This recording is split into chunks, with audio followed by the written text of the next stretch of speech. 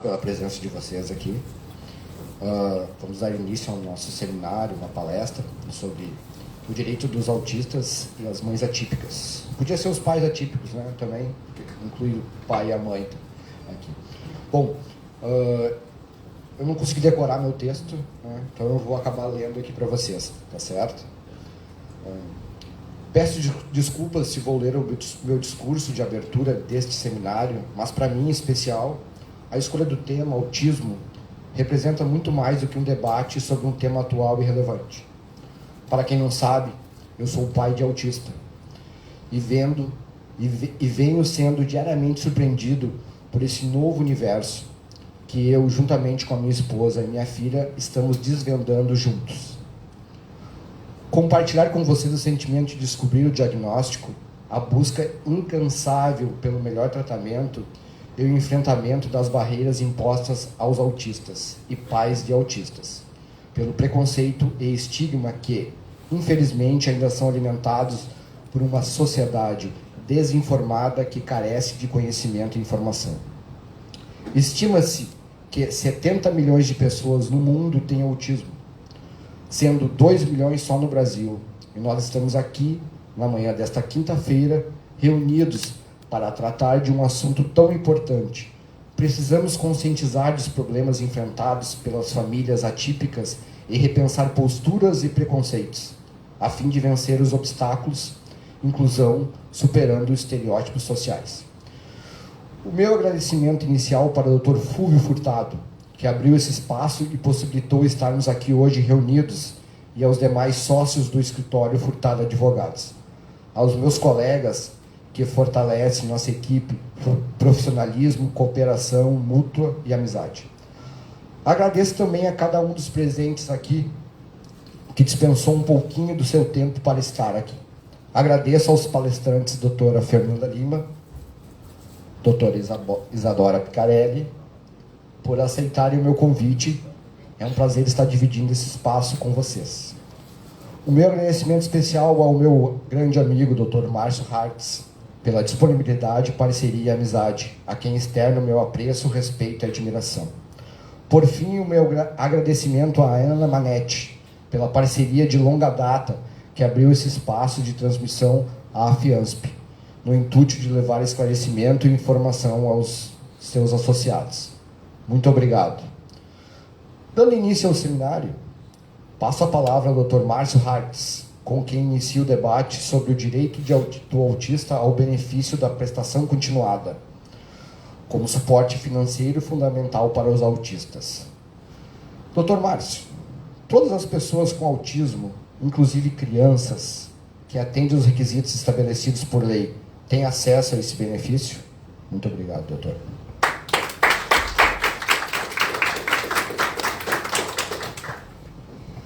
Bom dia, pessoal, tudo bem? Tá meio devagar, né? Tá meio... A energia ainda... Bom dia, pessoal, vamos lá, cafezinho, já tomaram, já ouviram um sax, né? Bom, primeiro, é um privilégio para mim estar aqui, né? Eu conheço já de longa data o nome do escritório, Dr. Fúvio, e sempre foi uma referência no âmbito trabalhista. E eu tenho certeza que está caminhando para ser uma referência no âmbito previdenciário, porque trouxe uma equipe de peso. Eu sei disso porque trabalhei com todos eles. Tive o privilégio de trabalhar com o Edilson, de trabalhar com a Luciane, de trabalhar com a Nerissa, com o Ricardinho, com a Marisa e também com a Ju, no nosso outro escritório. Não sei se eu esqueci de alguém aqui que não está aqui, porque se estivesse eu saberia. A Isa, obviamente, lá do Cível. Então, mas eu falando mais do previdenciário, eu quero dizer que o escritório está muito bem servido. Vocês têm uma equipe de extrema capacidade técnica e liderados hoje por uma grande previdenciarista, que é a Luciane, que me ensinou muito quando eu estive no Lini Pandolfo, porque eu entrei depois dela. E até me lembro que ela disse assim, eu não quero esse cara aqui. Porque eu vim da Procuradoria Federal, eu era procurador federal, daí eu saí para entrar no escritório, e entrei como sócio da área previdenciária. Coordenador, nunca fui bom nisso, e acho que hoje vocês estão muito mais bem servidos de coordenação do que comigo. Hoje estou sozinho no meu escritório, não tenho mais estrutura, não trabalho mais com processo, tomei uma decisão na vida e faz um ano que eu tomei essa decisão. Foi libertador por um lado, por outro lado é um preço que se paga. Eu trabalho apenas e tão somente com consultoria, o que não é pouco, mas é diferente, né? Eu trabalho só com consultoria previdenciária e, claro, daí tem as minhas empresas ligadas à educação e cursos na área previdenciária, enfim, faço muito esse trabalho também. E estou aqui a convite do meu querido amigo Edilson e da minha querida amiga Luciane, junto com a Nerissa, que formularam para mim esse convite e que para mim soa como convocação. Sempre que vocês quiserem, eu vou estar aqui, independentemente de qualquer coisa, se a agenda permitir, eu vou estar aqui. E para falar de um tema que é muito caro para nós, mas é muito caro para o Edilson, porque o Edilson recentemente foi surpreendido, né? E acho que é uma surpresa. Eu me lembro de uma campanha que aconteceu alguns anos atrás, vocês devem lembrar disso nas redes sociais, do balde de água fria, que tinha a ver com o diagnóstico de ELA, da esclerose lateral amiotrófica, que é uma doença que, quando o diagnóstico vem, é um balde de água fria. Eu imagino, Edilson, que quando isso aconteceu na tua vida, deve ter sido algo semelhante, um balde de água fria. Só que, ao mesmo tempo, vem uma série de descobertas que também aliviam o pai e a mãe. Porque até um determinado momento a gente não sabe o que está acontecendo e a gente se culpa muito por tudo aquilo que envolve a educação ou a não educação dos nossos filhos, porque sim, eles são mal educados. Eu tenho 2 filhas. Eu sei do que eu estou falando. Então a gente se culpa muito por isso.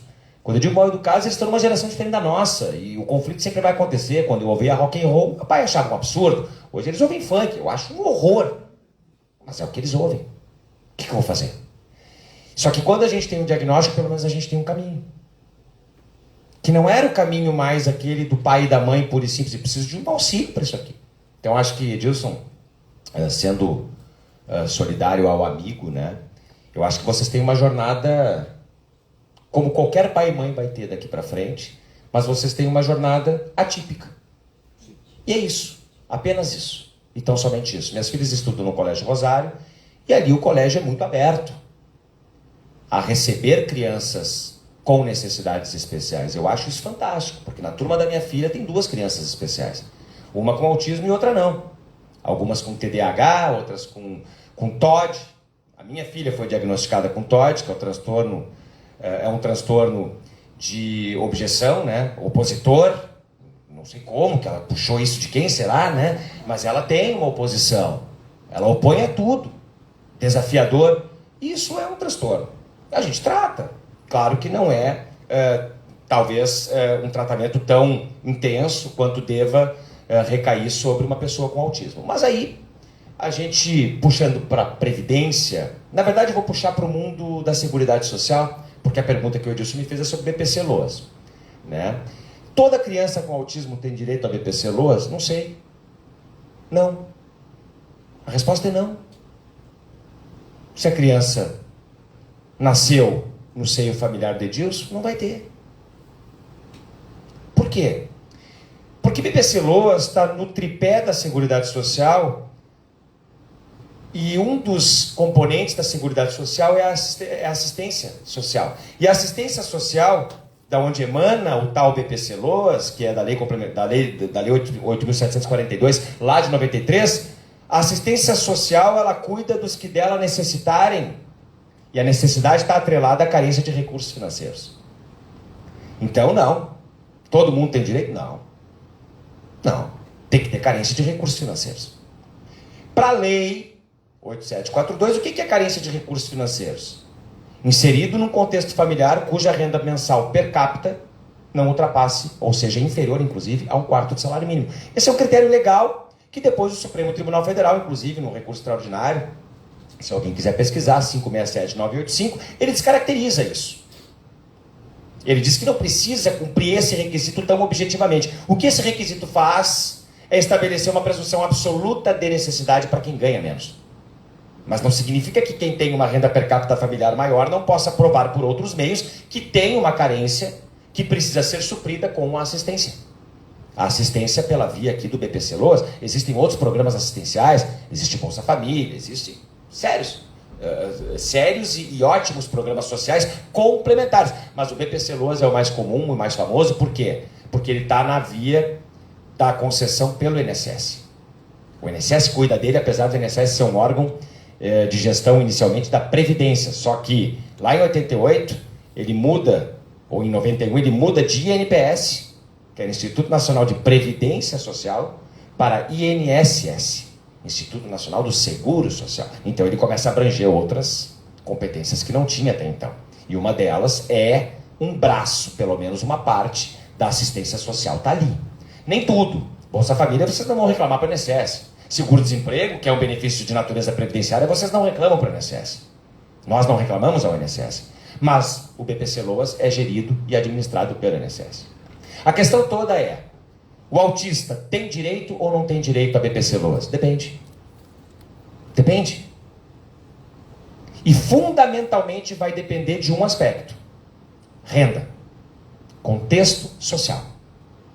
Porque BPC, benefício de prestação continuada da Lei Orgânica da Assistência Social, depende disso.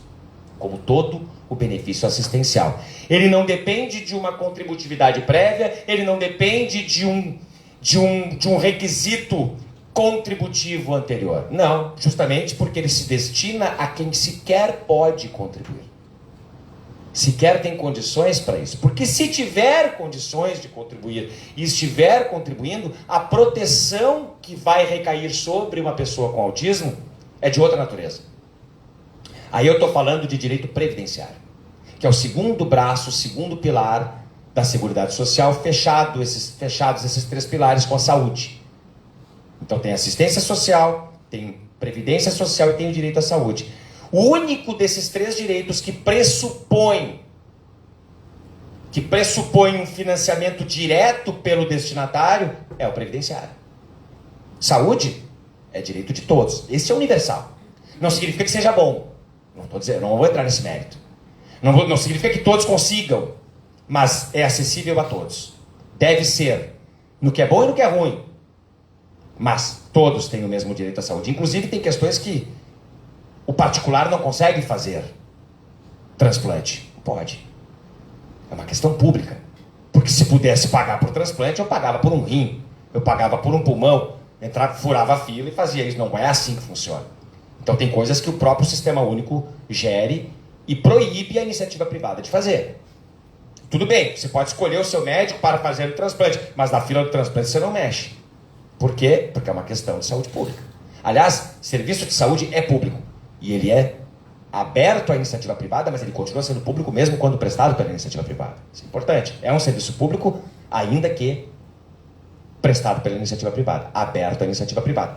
Mas aqui, a Previdência é o único que pressupõe uma bilateralidade. Ela pressupõe um sinalagma. Ela pressupõe contribuição para que benefícios possam ser pagos. Portanto, se o vulnerável está coberto pela Previdência, a assistência não vai cuidar dele. Não faz sentido. Porque a assistência é a última raça de proteção. Ela vem, inclusive, depois da família. Por isso, baixa renda. Se a família não consegue prover, se a família, e aí o contexto, o grupo familiar, vai ter diversas características e diversos conceitos, a depender, mas, basicamente, vamos pensar num núcleo familiar comum, que é pai, mãe, filhos. Esse contexto, tá? Se a família não puder cuidar daquela necessidade, aí a assistência entra. Agora, se a família puder, a assistência vem depois. A assistência nunca vem antes da família. Sempre depois. Por isso o contexto familiar. A Previdência não tem isso. A Previdência é, contribui? Tem Previdência. Não contribui? Não tem Previdência. Aí alguns devem estar se perguntando, mas será que eu contribuo? Não sei. Eu acredito que sim. Se contribui, tem Previdência. Se não contribui, não tem. Às vezes não contribui porque não quer, porque deveria. Aliás, isso é interessante, né? Contribuir é um dever para quem trabalha e tem remuneração. Eu não quero aqui também que vocês comecem a ficar pensando sobre isso agora. Tá? Não quero que se acusem. Eu não estou contribuindo, meu Deus, como é que eu vou fazer? E agora? E amanhã? O que vai ser de mim? Tá tudo certo. É só pensar sobre isso e ver como é que está essa questão. Como é que está essa questão? Por isso que eu entrei na consultoria para atender advogado, porque assim, é impressionante. Casa de ferreiro, espeto de pau. Os advogados não contribuem. Especialmente quando são autônomos. Claro, quando estão vinculados às sociedades, ou por CLT, ou por associação, aí acaba gerando contribuição, obviamente, porque CLT, quem trabalha com carteira assinada, tem a contribuição recolhida pelo empregador, e se não tiver, é problema do empregador com a receita, não é problema do empregado. O empregado vai ter direito previdenciário, mesmo que não contribua, não, mas não é o teu dever é o seguinte, prestou o trabalho, recebeu o salário, ou o empregador recolhe a contribuição, ou vai ter presumido o recolhimento. É presumido. Por quê? Porque não é meu o dever de recolher. Eu sou um devedor tributário porque eu exerço o fato gerador. O fato gerador qual é? Trabalho remunerado. Eu pago contribuição? Pago. Como? Recolhida na fonte. Assim como imposto de renda. Se tem CLT acima do limite de isenção, que hoje é 2.824, vai pagar imposto de renda. Mas vamos voltar para o autista. Lei 12.764, 2012. O ano era 2012. Veio uma lei, 12.764. É esse o número, né? 12.764. Artigo 1º, parágrafo 2º. Isso aqui é emblemático para a Previdência. O autismo é considerado deficiência para todos os fins legais. O que é isso? O que significa isso? Significa, então, que sendo autista, tem uma aposentadoria de autista. Mas não é bem assim. Deveria ser, mas não é bem assim. A Previdência ela tem diversas formas de proteção. Ela tem a proteção para o segurado e ela tem proteção para os dependentes do segurado. Segurado é aquele que mantém uma relação direta com a Previdência a partir do momento em que ele exerce uma atividade remunerada ou ele opta por contribuir quando não tem atividade remunerada, e aí ele entra na figura do facultativo. Segurado é esse. Vinculação direta, imediata, decorrente da lei em função do exercício de uma atividade remunerada. Ponto. É segurado. Ah, mas ele não contribui. É um problema. Se ele é autônomo, ele deveria ser segurado porque ele exerce uma atividade remunerada, mas o efeito previdenciário, o direito previdenciário consequencial só vai existir se ele efetivamente recolher, porque aí sim depende dele. Claro, se eu sou vinculado a uma empresa, tenho um prolabore, esquece, eu sou um contribuinte individual, sou sócio, eu não preciso recolher é a minha empresa que recolhe. Claro que eu tenho que estar de olho nisso para ver se está fazendo. Empregado, não precisa se preocupar. Mas o autônomo, se ele não recolher, ele não tem a proteção. Ele deve recolher. Pode ser cobrado? Pode. Mas se ele não for cobrado e acontecer um infortúnio e ele ficar incapacitado por trabalho e for solicitar um benefício, a INSS vai dizer, não tem qualidade segurada. É contraditório? É. Mas é assim que funciona. Mas ele não é segurado obrigatório? É. Mas é o segurado obrigatório que tem que contribuir por si só. Se não contribuir, não tem efeito previdenciário. Problema sério. Mas ele pode ser cobrado? Pode. É contraditório? É. Eu sei que é. Mas é assim. Porque o Brasil adota uma teoria de unicidade de filiação. Você tem que contribuir para filiar. Neste caso. Então, se você tem uma relação de trabalho remunerado, você é filiado, você é segurado da Previdência Social. A princípio, a não ser que seja um autônomo que não contribua por espontânea vontade, aí vai ter um problema. Por outro lado, existe uma outra figura de beneficiários da Previdência, que é a figura do beneficiário dependente, que ele não tem uma relação direta com a Previdência, porque não é a partir do exercício de uma atividade remunerada que ele a ela se vincula, mas sim a partir do momento em que ele tem uma relação com alguém que tem essa relação direta. E essa relação com alguém, ela está descrita lá num artigo específico da Lei 8.213, que é a Lei de Benefícios Previdenciários, que é o artigo 16. E o artigo 16, ele traz 3 categorias de dependentes e são excludentes, não são concorrentes. Jamais poderão concorrer. São 3 classes, e estas 3 classes, elas excluem em ordem de preferência as subsequentes. Classe 1, classe 2, classe 3, incisos 1, 2 e 3. Classe 1, filhos menores de 21 anos, ou filhos não emancipados, menores de 21 anos, ou inválidos, ou pessoas portadoras, não se usa mais esse termo, mas está lá na lei ainda, pessoas com deficiência. Independentemente da idade, o filho é considerado dependente previdenciário. Se ele for inválido, e inválido previdenciário é aquele que não pode, por alguma contingência, exercer atividade remunerada, porque não tem condições de exercício, e pode ser uma invalidez que não seja a antiga invalidez civil, que eu aprendi o Código Civil de 16. Acho que mais alguém aqui, né, pegou o Código de 16. Um ou outro, talvez, né, Ju? Nós pegamos. O que era lá? O louco de todo gênero. Lembra? louco de todo gênero, aquele que não podia exprimir a própria vontade. Hoje não tem mais essa categoria de incapacidade absoluta mais. O Código Civil, inclusive, recentemente fez essa mudança. O que atrapalhou o previdenciário, bastante. Mas, de qualquer maneira, aquele que é considerado inválido previdenciário, o cara que não pode exercer atividade remunerada, às vezes por uma questão física, não tem nada a ver com a capacidade de exprimir a vontade. Inválido previdenciariamente, sendo filho, ainda que maior de 21 anos, vai ter direito, possivelmente, a ser reconhecido como dependente para fins de pensão por morte, porque os dependentes têm direito a 2 benefícios: pensão por morte e auxílio reclusão. São os 2. Então, primeira categoria, filhos menores de 21 anos, não emancipados, ou maiores inválidos ou deficientes. Claro que tudo isso tem que acontecer antes do óbito. Ele tem que ser deficiente antes do óbito, ele tem que ser inválido antes do óbito do seu genitor. E além dos filhos, estão na primeira classe cônjuge, companheiro e companheira. Concorre. Estes concorrem porque estão na mesma classe. Segunda classe composta pelos pais do segurado. Pai e mãe. Quando é que vai ter direito pai e mãe? Quando não tiver ninguém na primeira classe. Morreu. Não tem ninguém na primeira, vamos ver se pai e mãe podem. Só que tem um problema. Na primeira classe, presunção absoluta de dependência econômica. Atestada pela Turma Nacional de Uniformização dos Juizados Especiais em tema repetitivo. A Turma Nacional definiu que os dependentes do inciso primeiro têm a presunção absoluta de dependência econômica. Eles não precisam provar nada. Mas as demais categorias, que são a segunda e a terceira, a segunda composta pelos pais do segurado, pai ou mãe, pai e mãe, pode. E a terceira, que é composta pelos irmãos, menores de 21 anos, não emancipados, ou maiores inválidos ou deficientes. Estes, segundo e terceiro, só vão ter direito quando não houver ninguém na antecedente. E ainda assim, quando comprovarem necessária e obrigatoriamente a dependência econômica. Tem que comprovar. Autismo. É filho. Se for menor, nem discuto. Faleceu o pai, vai ter pensão, porque filho menor sempre tem pensão. Mas e quando ele atinge a maioridade? Cessa a pensão.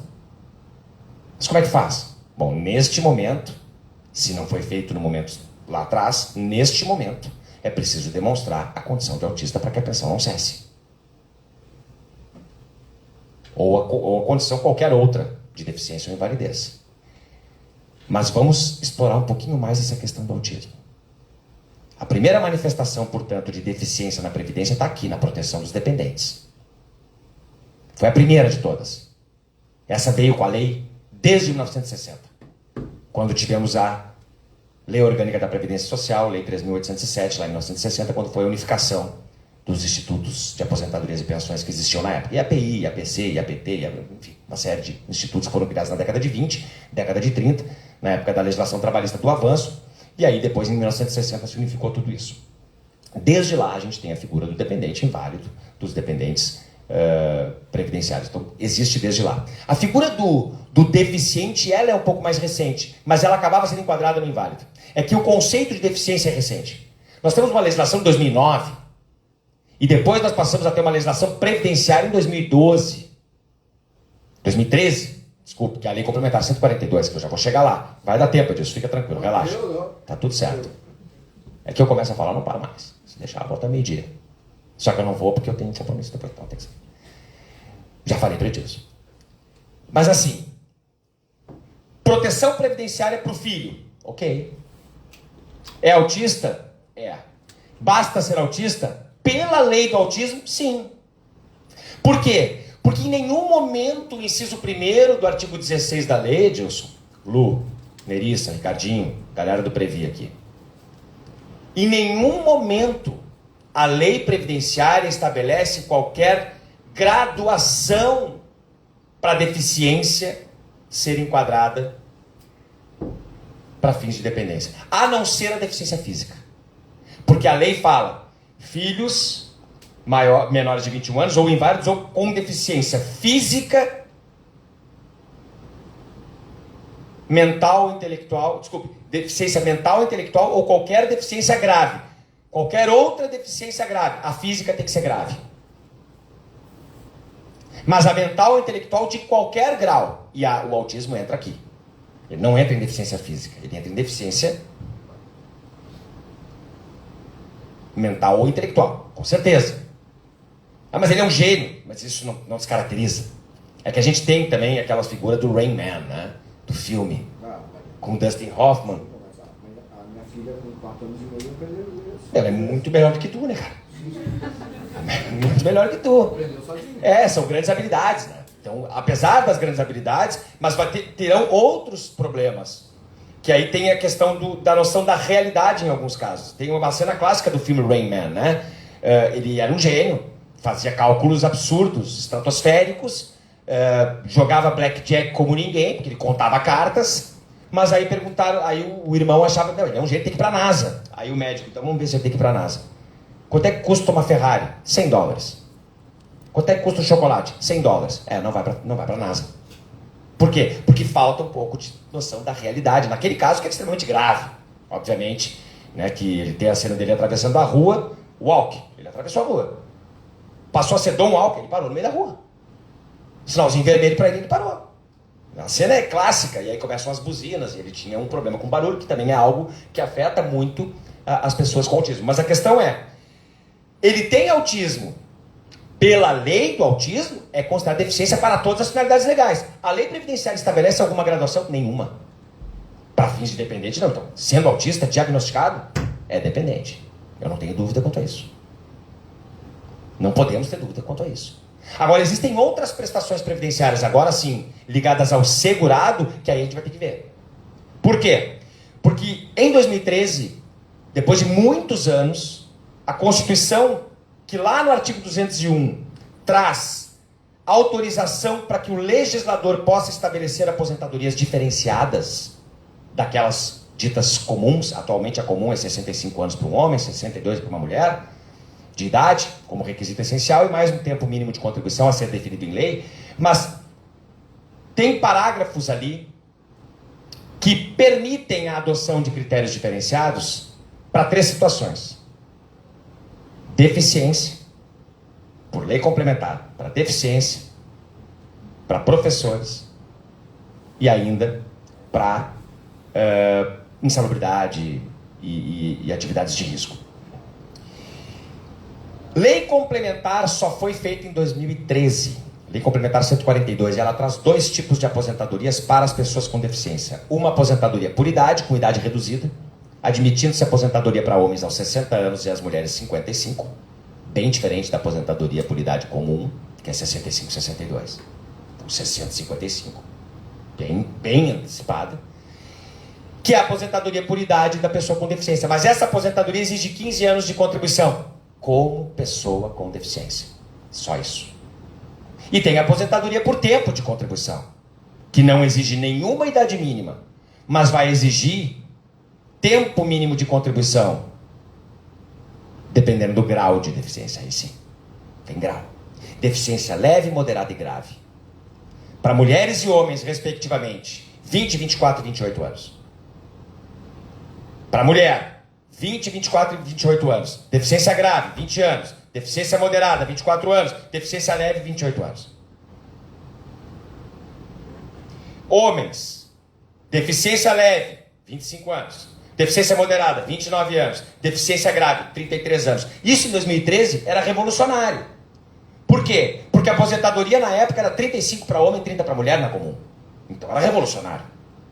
E agora é mais revolucionário ainda, porque a reforma da Previdência mexeu em todo o sistema previdenciário, menos nisso.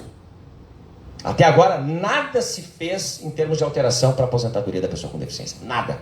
Inclusive tem uma autorização lá no artigo 22 da emenda 103, que é a reforma da Previdência, dizendo: enquanto não vier uma nova lei específica, vale tudo que estava escrito na lei complementar 142. Ou seja, intocada, praticamente intocada, a aposentadoria da pessoa com deficiência. E aí nós temos uma questão importante para analisar. O autismo é sempre igual? Existem graus. O transtorno do espectro autista, ele se desenvolve de diversos graus. Tem um grau levíssimo, que tem pessoas que inclusive sequer diagnosticam. E que talvez, por ser tão leve, e já tem precedentes nesse sentido. Precedentes eu não vou dizer, porque precedente é um termo mais qualificado. Mas já tem julgados nesse sentido, inclusive aqui do TRF da 4ª Região. Então, esse autismo aqui, nesse caso concreto, pela perícia, ele é tão leve que ele não é capaz de gerar a barreira mínima necessária para que ele possa ter essa aposentadoria aqui Ainda que seja aposentadoria por deficiência leve. Por quê? Porque essa aposentadoria da pessoa com deficiência ela é medida por uma técnica, por uma metodologia chamada metodologia FUSE. E é uma perícia biopsicossocial que vai ser feita dentro da INSS. São 2 peritos que vão avaliar o candidato à aposentadoria. O perito da assistência social e o perito médico. E eles respondem, cada um deles, 41 perguntas. E para cada pergunta respondida existe uma pontuação atribuída àquela resposta. São critérios objetivos. As respostas são objetivas, é marcar. Conforme vai marcando as respostas, vai gerando uma pontuação. Se, no final, as 2 perícias juntas, somadas as pontuações, não alcançar o grau mínimo, ele não tem deficiência para fins de aposentadoria por tempo. Não tem. Vai ser dependente previdenciário. Por quê? Porque ele tem diagnóstico D. E lá basta ser diagnosticado com qualquer nível de deficiência intelectual ou mental. Não precisa ser nenhum grau. Mas aqui, na aposentadoria por tempo de contribuição, tem que ter grau. E se não atingir o grau mínimo... Mas ele é deficiente, a lei diz que tem que ter é deficiente para todos os fins. Eu concordo, deveria ser. Deveria ser. E ele não está deixando de ser deficiente para todos os fins, segundo o entendimento desse acordo. Só que ele não se enquadra na deficiência dessa lei. É contraditório? É. Para mim, beira o absurdo. Porque se tem uma lei que é especialíssima frente à lei previdenciária. Porque, vamos lá, a lei complementar previdenciária de 142, ela já é especial. Porque ela é uma lei específica para aposentadorias das pessoas com deficiência. Só que eu tenho uma lei que trata do autismo, que é isso aqui, dentro do mundo da deficiência. E ela diz, autista tem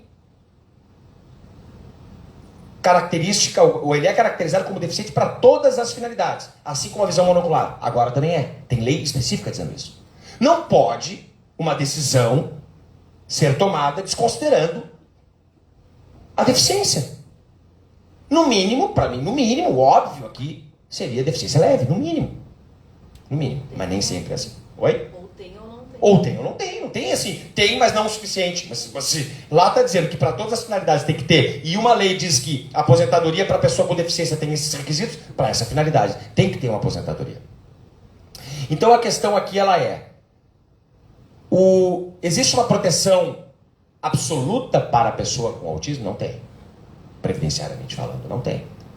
A não ser no diagnóstico, sendo o diagnóstico, obviamente, atestado pelo INSS, porque ele vai atestar isso, não é porque tem um atestado particular que vai, mas sendo o diagnóstico atestado, ele vai considerar pelo menos dependente, isso aí não tem dúvida. E aí entra uma questão super importante, que tem a ver com pensão por morte já concedida. Porque a pensão por morte na reforma da Previdência, que eu já vou me encaminhando para o fim, que eu sei que eu estou passando do meu tempo, a pensão por morte por lei, ela sempre foi integral. 100% da média ou 100% da aposentadoria que recebia o segurado na data do óbito. Só que a reforma da Previdência, ela aniquilou isso. Ela mexeu muito na pensão por morte e ela restabeleceu aquilo que havia sido revogado em 88, pela Constituição de 88, que era o regime de cotas de pensão. A pensão ela vai ter uma parte que sempre vai existir e o restante dela vai depender do número de pessoas que vão recebê-la. Então, a parte é 50%, que é uma cota familiar para todos os dependentes, mais 10% por dependente, até o limite de 100%. Então, vamos supor que um pai venha a falecer e um homem venha a falecer e deixou a sua esposa e um filho menor de idade.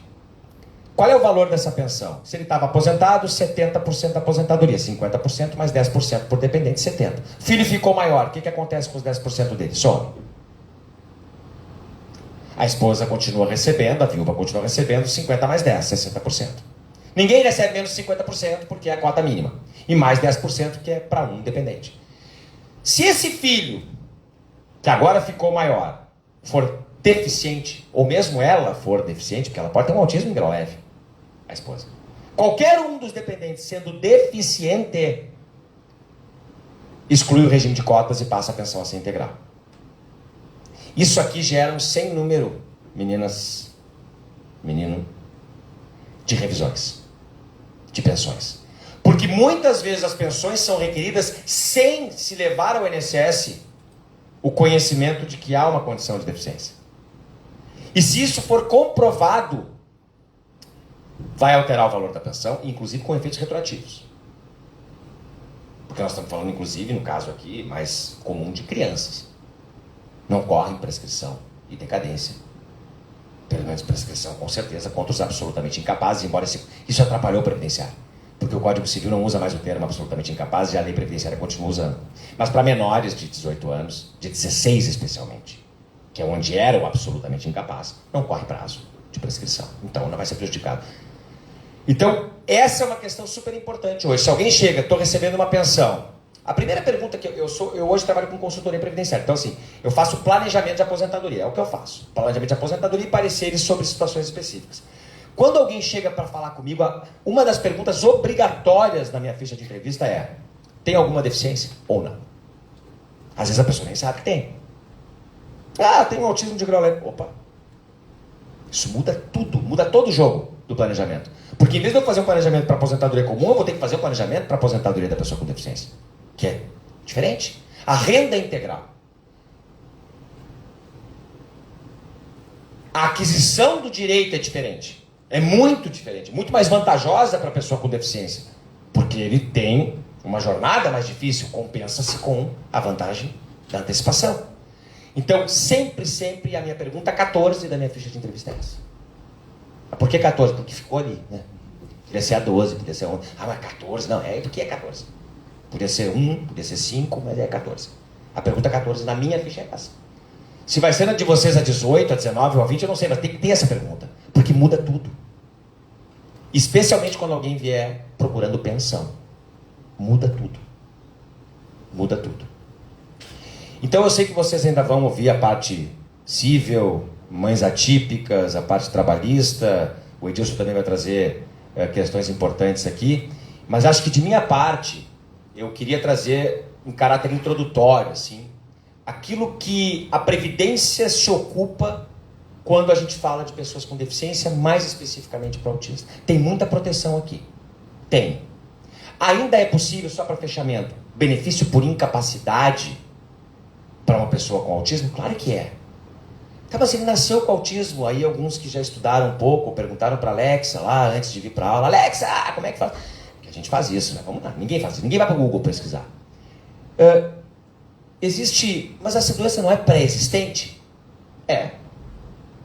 Doença é. E é proibido conceder benefício por incapacidade para doenças pré-existentes, salvo se a incapacidade, que é requisito para o benefício e não a doença, sobrevier o agravamento da doença gerar incapacidade depois que ele já é segurado. Porque eu posso ter crises, eu posso ter agravamento, eu posso ter consequências da doença que eu nasci, portanto, por exemplo, diabetes. O cara nasce diabético, ou não, mas muitos nascem diabéticos, e aos 45 anos de idade o cara tem um problema por causa da diabetes.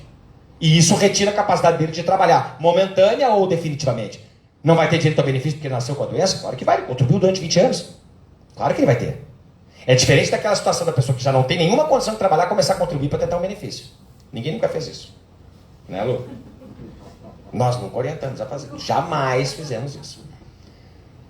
Porque daí é aquela história, e aí para finalizar com uma frase filosófica, né? Para quem está se afogando, jacaré é tronco.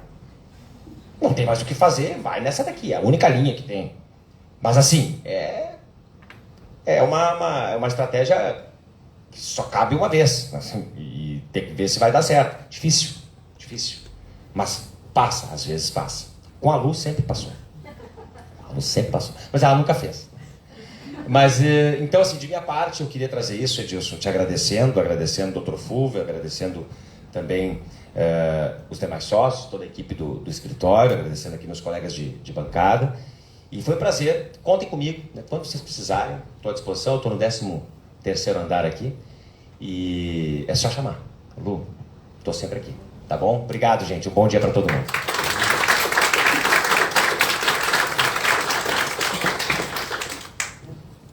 Bom, doutor Márcio, não tenho palavras, né? Te agradecer por estar aqui hoje. Né? Devo muito ao conhecimento técnico previdenciário que eu tenho a você, a Lu, a Nerissa e ao doutor Ricardo lá. Então, muito obrigado pela tua presença aqui hoje. Eu sei que tem um compromisso, tem que sair. Tá? Obrigado mesmo. Gente, me desculpem a falta de delicadeza, mas 10h30, eu tenho que estar na psicóloga da minha filha. Todd. Não é fácil. Gente, bom dia para todo mundo. Obrigado. Obrigado. Bom, né? Dando continuidade aqui, a única coisa até sobre a questão do LOAS, que o Dr. Márcio estava falando, que tu tem que ter, a tua renda tem que ser um quarto do salário mínimo, R$353.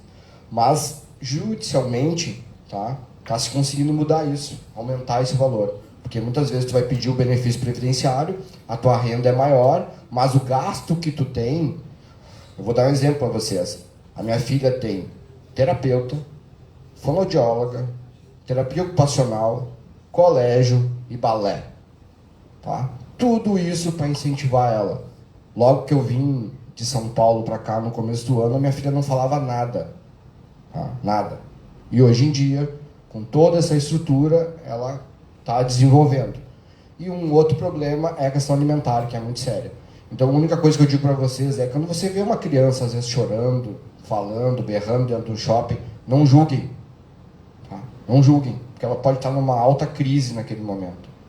E eu me esqueci de falar que perguntas depois vai ser por e-mail, tá? Se alguém tiver alguma dúvida, quiser alguma coisa, tá? Depois vocês mandam e-mail para nós. Bom, vou passar a palavra aqui para a doutora Fernanda Lima, que vai falar sobre a questão trabalhista.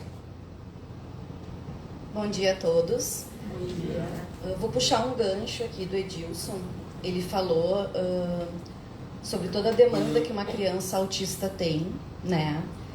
E fazer um link com as mães, né? Em muitos casos, essa criança ela demanda muito tempo da mãe, principalmente para acompanhar em consultas, né? Tem fonoaudiologia, tem psicoterapia, tem neuropsiquiatra.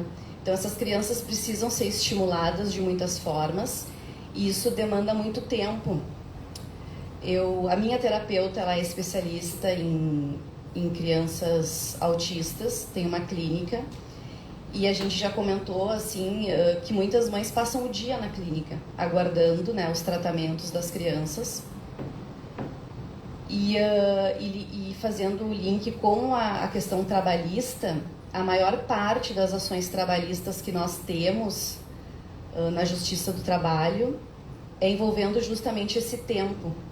Então, são demandas, né, de redução de jornada e também do formato de trabalho, né? São ações que requerem o home office, são ações que requerem redução de jornada ou em 50% ou em 30%. E a gente não tem uma legislação específica tratando de redução de jornada para mães autistas. Então, o que se aplica na Justiça do Trabalho?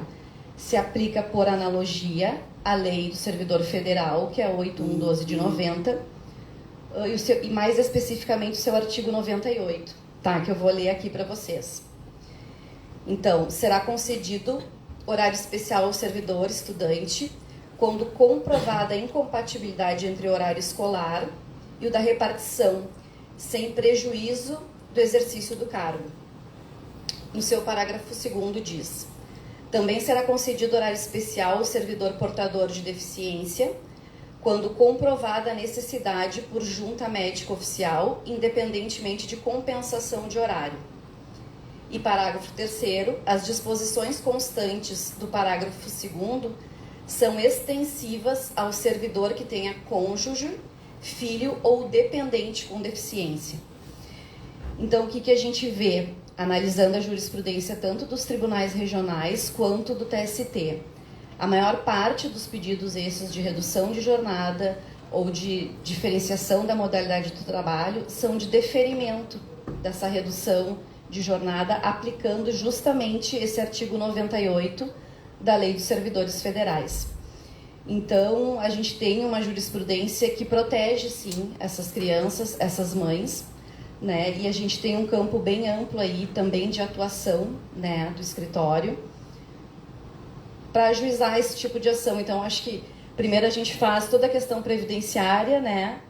É deferido ali os benefícios e depois disso a gente ainda tem uma ação trabalhista, né, para ingressar, pedindo essa redução de jornada. E daí eu passo aqui, tu pode me alcançar, por favor? ressalto assim que essa redução de jornada ela é independente de compensação, tá? E independente também de redução de ganhos, né? Então a jornada é reduzida, mas se mantém a questão financeira e também não há compensação.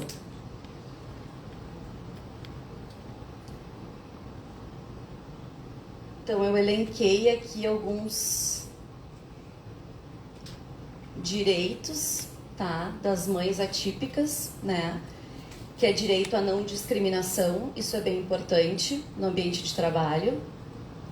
As mães de autistas têm o direito legal de não serem discriminadas no local de trabalho. Acesso a acomodações razoáveis, então é dever do empregador garantir um ambiente de trabalho inclusivo e acessível. Licenças médicas e flexibilidade no trabalho, então a empresa, né, o empregador tem que conceder essas licenças para acompanhamento, né, dos seus filhos em todo esse aparato de situações e de terapias e tudo mais que a criança demanda. Proteção contra assédio e ambiente de trabalho hostil, então é um dever do empregador, mas também de todos nós, né, de não ter assédio, de não ter discriminação, de manter um ambiente saudável para essas mães, esses pais. Conscientização e educação no local de trabalho. Acho que a gente falou essa semana, né, Milene, da NR1, que trata muito dessa questão do ambiente de trabalho, um ambiente saudável. E aqui a gente encontra também isso, né?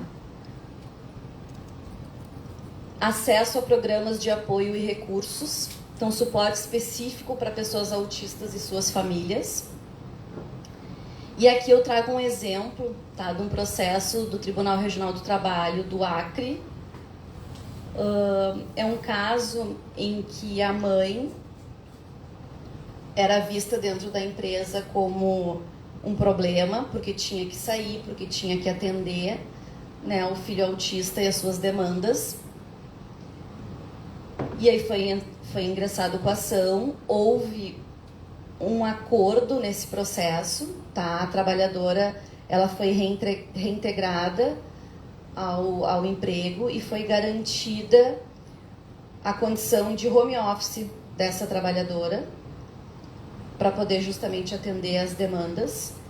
E foi dito pelo juiz que neste processo empregam-se os protocolos de julgamento com perspectiva de gênero do Conselho Nacional de Justiça, a Convenção número 156 da OIT, que, entre outras coisas, trata da igualdade de oportunidades para trabalhadores com responsabilidades familiares, o Estatuto da Pessoa com Deficiência e a Política Nacional de Proteção dos Direitos da Pessoa com Transtorno de Espectro Autista, que é a lei essa de 2012 que o Márcio referiu aqui inúmeras vezes. Então, assim, resumidamente, o que a gente tem no direito do trabalho? A gente tem um entendimento jurisprudencial de sim, de proteção dessas mães, tá? A maior parte da jurisprudência, ela garante a redução de jornada e alteração de modalidade, por exemplo, nesse caso de home office, né? Existe um engajamento grande também da Justiça do Trabalho nessa proteção. E finalizando aqui a minha fala, fica o registro, assim, que é a responsabilidade de todos, né, enquanto cidadãos, assim, que a gente participe dessa proteção. Eu acho que durante muito tempo o autismo foi algo muito escondido nas famílias, né? Até se levanta a questão assim, mas como os casos aumentaram? Que na verdade não é que os casos aumentaram, é que hoje a gente tem mais diagnósticos, né? Essa situação ela é de mais ampla divulgação e de tratamento. Antes essas crianças ficavam escondidas em APAES e hoje elas circulam nos colégios, né? Existe, meu filho também estuda no Rosário, também tem muitos colegas autistas, é algo que é mais, hoje em dia é mais trabalhado, é mais falado, e essas crianças não ficam excluídas, não ficam escondidas, elas participam da vida cotidiana de todos nós. Então, fica assim a minha frase, né, que é uma responsabilidade nossa, né? A gente precisa ter empatia, a gente precisa lidar com essas situações E nós, como operadores do direito, advogados, estamos à disposição, né, para garantir o direito dessas mães, desses pais e também dessas crianças. Tá bom? Eu agradeço, Edilson, o convite. E qualquer dúvida, depois eu vou circular um e-mail com toda a legislação, tá, e artigos que são utilizados, porque realmente a gente tem uma lacuna na lei. A gente usa artigos e leis por analogia nesses casos. E qualquer dúvida eu estou à disposição para responder. Tá bom, pessoal? Obrigada.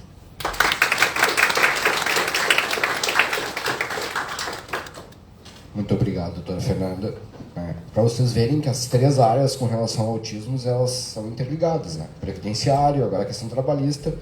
E eu entendo que uma questão que pesa muito contra o autista é a questão civil, né? Que a doutora Isadora vai falar aqui, porque tem muitas coisas civilmente que tu consegue até benefícios em razão do autismo. Vou passar a palavra à doutora Isadora. Obrigada. É uma grande honra estar aqui hoje podendo falar desse assunto que é tão importante, né, que é o direito dos autistas. E não tem como falar de lei, de direito sem começar por legislação, né? Então, eu vou começar a falar... Tá. Só vou passar aqui. Tem um apresentador ali.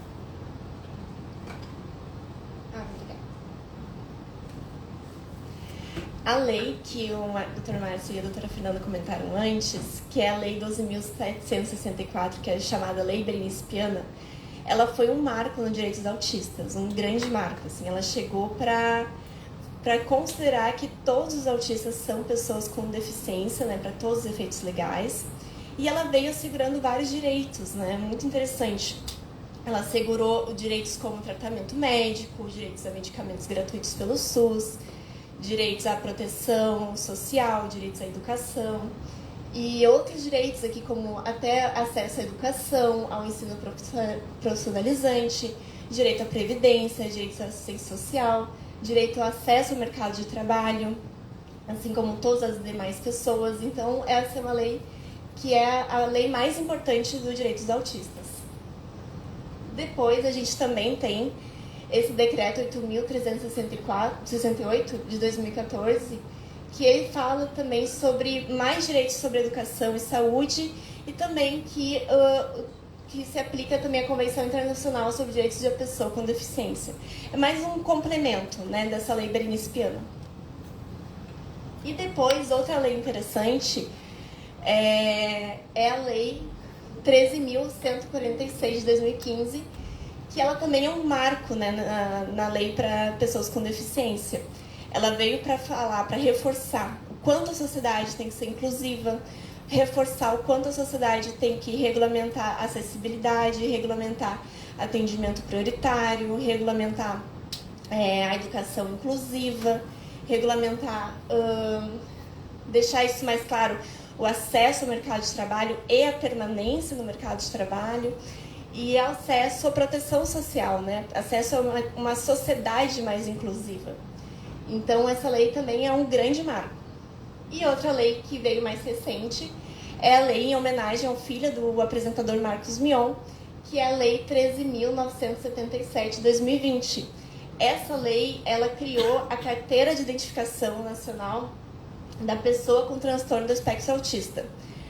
Cada estado tem a sua configuração assim, de carteira, mas é uma carteira feita de forma gratuita, ela tem validade até 5 anos e ela é interessante porque ela acaba identificando, né, a pessoa com autismo e garante assim um atendimento mais prioritário no serviço de saúde, educação, porque daí fica aquela identificação e tem várias informações nessa carteira, é bem legal.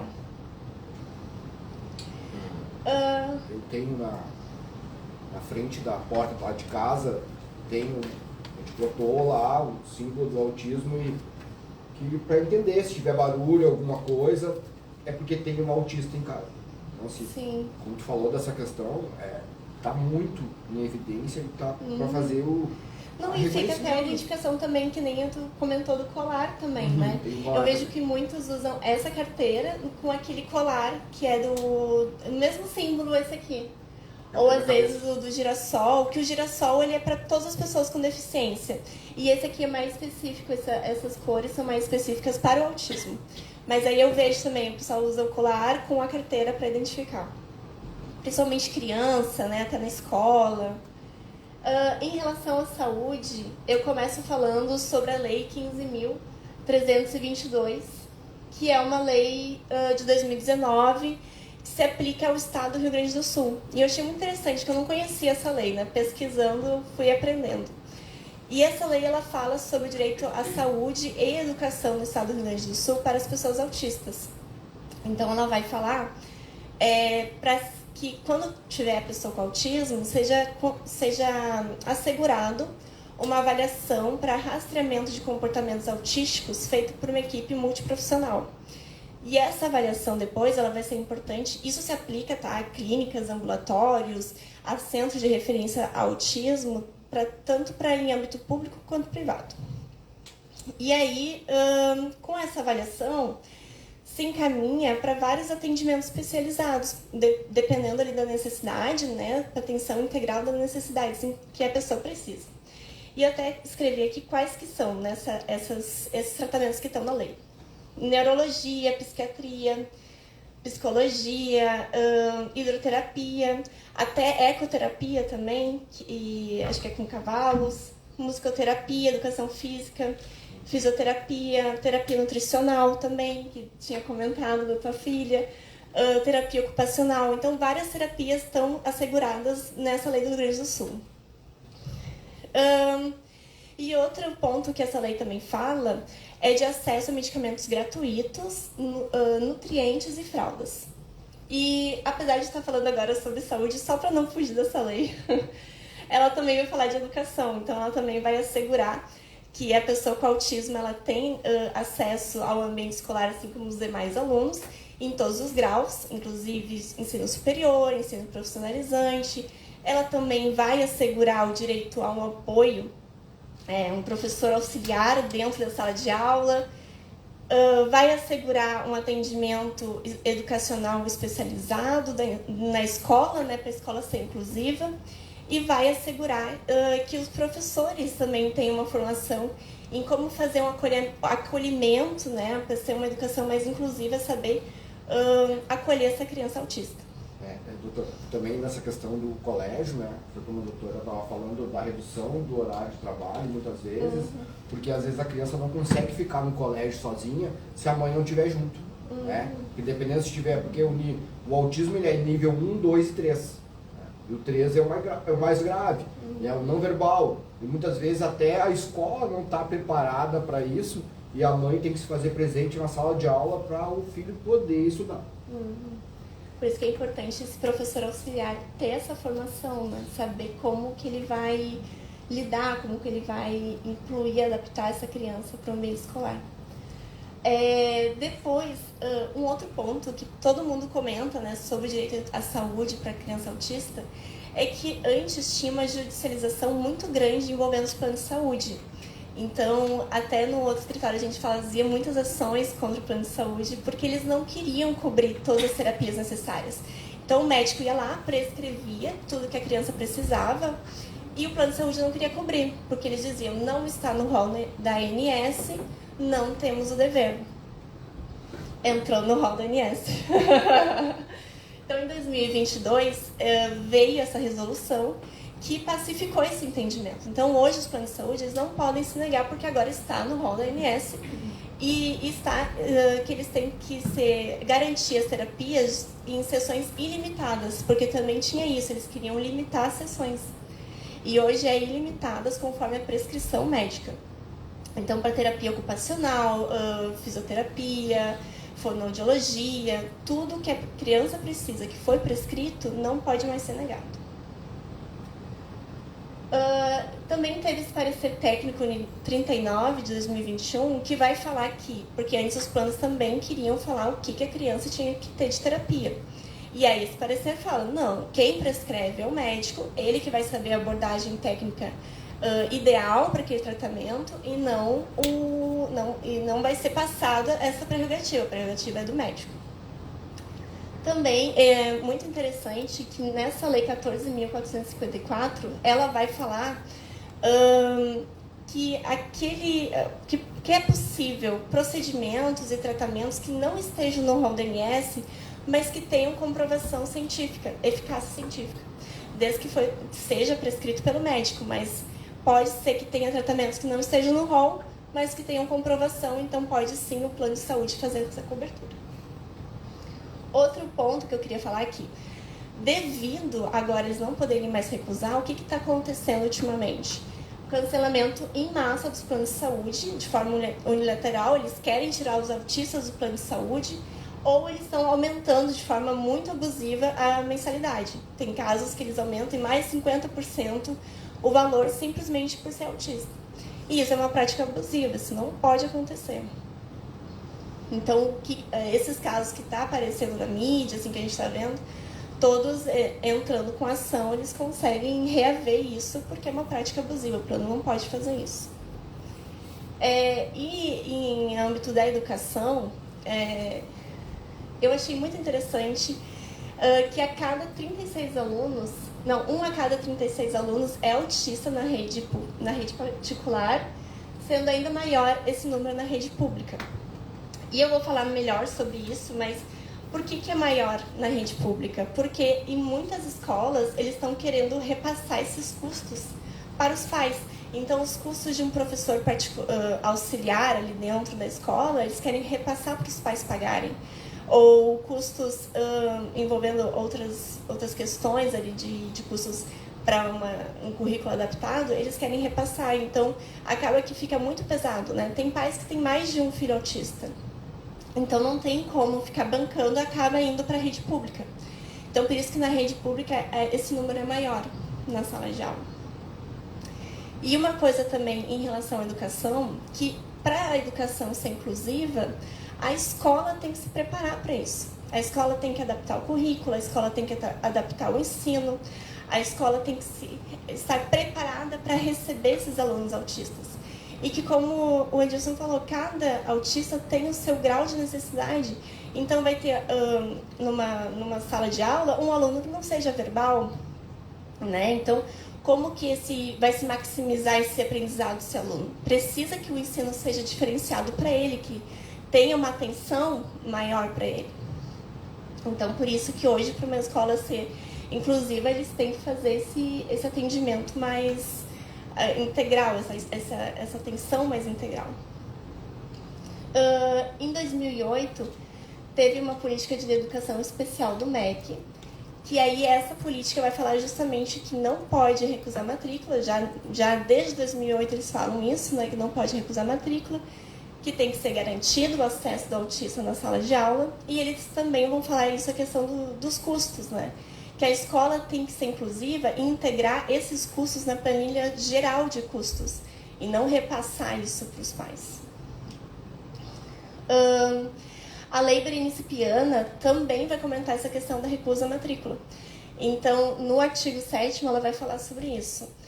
Então, se a escola recusa a matrícula, cabe multa de 3 a 20 salários mínimos, e se essa recusa é recorrente, pode até levar à perda do cargo do diretor da escola que esteja fazendo essa recusa. Então, eu achei isso bem interessante, que eu não sabia. E aí, essa nota técnica 24 do MEC também vai falar essa questão dos custos, também vai falar sobre essa questão de não poder recusar a matrícula, de garantir o acesso na escola. E agora, uma novidade fresquinha, que é o parecer 50, que ainda não foi homologado pelo MEC, na verdade está tendo campanha para essa homologação, porque esse parecer 50, ele é bem interessante, tem mais de 50 páginas. E ele foi feito ao longo de 6 anos por diversas entidades de proteção ao autismo, então, que juntas foram criando esse parecer. E esse parecer, ele fala, assim, em resumo, que a escola ela tem que fazer um plano educacional individualizado para cada aluno autista, porque, como eu disse, a escola ela tem que se adaptar, né? Então, vai ter alunos em diversos graus e diversas situações em que eles precisam ter uma atenção específica, individualizada para o plano educacional deles, para o currículo deles. E outro ponto que também vai falar é que a escola tenha um plano de atendimento educacional especializado. E aí esse plano ele vai ter uma definição de organização de estratégias, serviços e recursos pedagógicos como um todo, né? E outro ponto que esse parecer fala e que achei muito interessante é que assegura que os professores tenham formação continuada em ciências sobre autismo e também que eles tenham cursos de gerenciamento de crise. Isso eu achei muito interessante, porque, como eu disse, às vezes na sala de aula vai ter 3, 4 alunos autistas e eles vão entrar em crise. Às vezes a sirene da escola, do alarme, já vai dar um barulho muito estridente, já vai fazer uma crise. Às vezes uma mudança repentina de planos ali já pode dar uma crise, né? Então, como que o professor vai saber gerenciar isso, né? Tem professores que já estão sem saber o que fazer, porque eles precisam ter um apoio a mais, porque às vezes eles não sabem como agir. Então, esse parecer 50 ele também vai falar sobre isso, só que ainda não foi homologado e talvez não seja, infelizmente. Está em campanha, né? Também em relação ao imposto de renda, a pessoa autista tem isenção, né, do imposto de renda. E também outro ponto interessante é que aquele que tem como autista o dependente, ele tem prioridade na restituição do imposto de renda. Em relação ao transporte, o autista tem direito de adquirir veículo com isenção de imposto IPI e ICMS e também tem direito à isenção do IPVA, desde que o veículo esteja em nome da pessoa autista. Em relação também ao transporte aéreo, por essa resolução, ela é em relação a todas as pessoas com deficiência, que oferece desconto de até no mínimo 80% do valor cobrado pelo excesso de bagagem, porque às vezes precisa ter equipamentos, né? Então se assegura esses descontos. Às vezes também desconto em passagem aérea, também tem nessa resolução. Em relação ao lazer também, o autista tem direito à meia entrada no cinema, desde que ele tenha esse cartão de benefício de prestação continuada de assistência social ou documento do INSS que ateste a aposentadoria. Aí ele tem direito à meia entrada. E essa é a nossa apresentação.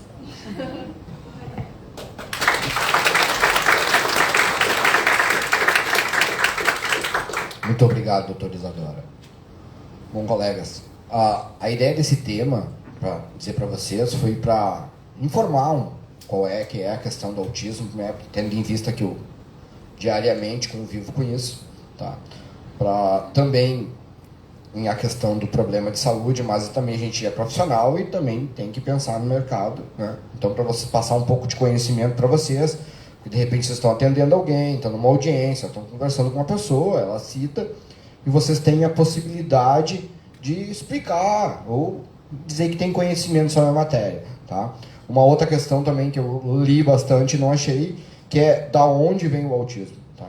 Não se sabe se é uma questão genética, né? Porque de repente a pessoa pode ter, já vi casos de conversando com um neurologista que a pessoa tem o autismo e depois ele diminui com o tratamento. Então por isso que as 3 áreas, tanto civil, previdenciária e trabalhista, estão interligadas, porque ela pode ser um combo de ajuda para as famílias que têm pessoas autistas, certo? Bom, quero agradecer a doutora Fernanda, muito obrigado. A doutora Isadora, que nós estamos há alguns dias nessa questão, né? E também um agradecimento especial à doutora Luciane, minha coordenadora lá, né? Tem a doutora Nerissa.